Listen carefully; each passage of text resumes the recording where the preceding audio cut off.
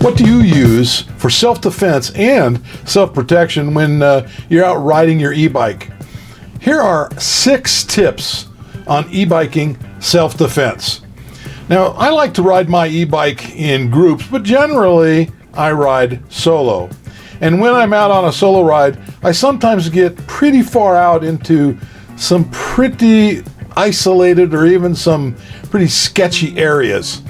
The things I'm most concerned with when I'm out there are dogs and wild animals, which I've encountered, and some not so friendly people, which I've also encountered, unfortunately. Now, there's all kinds of things that you can use for self-defense while out on your e-bike ride, but I prefer 2 specific tools for self-defense, and I'll explain why. But first, let's go over some of the other self-defense tools that are available before I get into what I use. Number 1, firearms.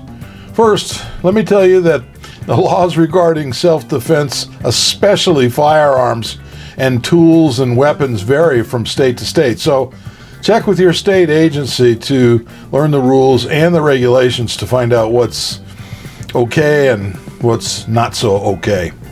And probably the most controversial self-defense tool for riding an e-bike is carrying a firearm. Now, I'm not against firearms, but I do think carrying a firearm while on an e-bike ride has too many downsides. First, its impact can be lethal and final, and the situation may not require a lethal action, which can really put you in hot water. Plus, getting to your firearm and discharging it safely can be difficult and unsafe while riding your e-bike. And number 2, kind of along the same lines, are stun guns and tasers. Now, e-bikers should know that stun guns and tasers can be dangerous if not used properly. You know, these devices only should be used in self-defense situations, and the users should be trained on how to use them safely. When used properly, these devices can be very useful. However, with a taser, you generally only get one attempt to disable an attacking dog or person. And also, the taser generally will not stop a charging bear, moose, or bull elk. Tasers and stun guns also require direct contact to be effective. Now, I don't know about you, but I don't think I want to get into an arm's length from anything that's attacking me. Number 3 are clubs and batons. Now, clubs and batons are effective close-in self-defense tools and are easy to carry and conceal, but they do allow the attacker, or the animal, or human, or whoever, to get closer than I prefer. Then you also have pocket knives. Number 4, pocket knives. I carry a multi-tool device that contains a knife. However, I carry it as a tool, not as a self-defense weapon. I suppose the knife could be used as a secondary defense tool, but again, I don't want the attacker to get within arm's reach of me. Now, number 5, pepper sprays, mace, and bear spray. Pepper spray, mace and bear spray are popular non-lethal self-defense options for e-bikers. These products are designed to incapacitate an attacker by causing temporary blindness, coughing, and difficulty breathing. Now, generally, I carry pepper spray for my in-town riding, and then I add bear spray when I head out into the backcountry.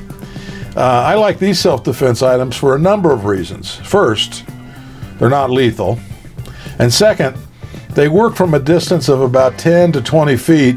And third, they are extremely effective. Now, when I'm carrying these items, I make sure I have easy access to them while I'm riding, either by having them Velcroed to my handlebars or on my belt loop. As far as having to use one of these self-defense tools myself, probably like many other e-bikers, I've been chased by crazy dogs and a few crazy people. And I've had really good success with the pepper spray. I use the pepper spray that the postal carriers use. As I said, the bear spray is my chosen self-defense for out in the wilderness. Never had a chance to use that, but I have had a chance to use the pepper spray that I use in town. And I've had a few people crazies that chased me down and stopped them in their tracks. And tip number 6, probably the easiest tip for self-defense on an e-bike, and that is just be friendly. Wave, smile, and also be aware of your surroundings. You know, if you see something weird coming up, just go the other way. Look for where there's animals. Sometimes they do come out from nowhere, but I think if you're friendly and smile and wave, be aware of your surroundings, you'll be okay.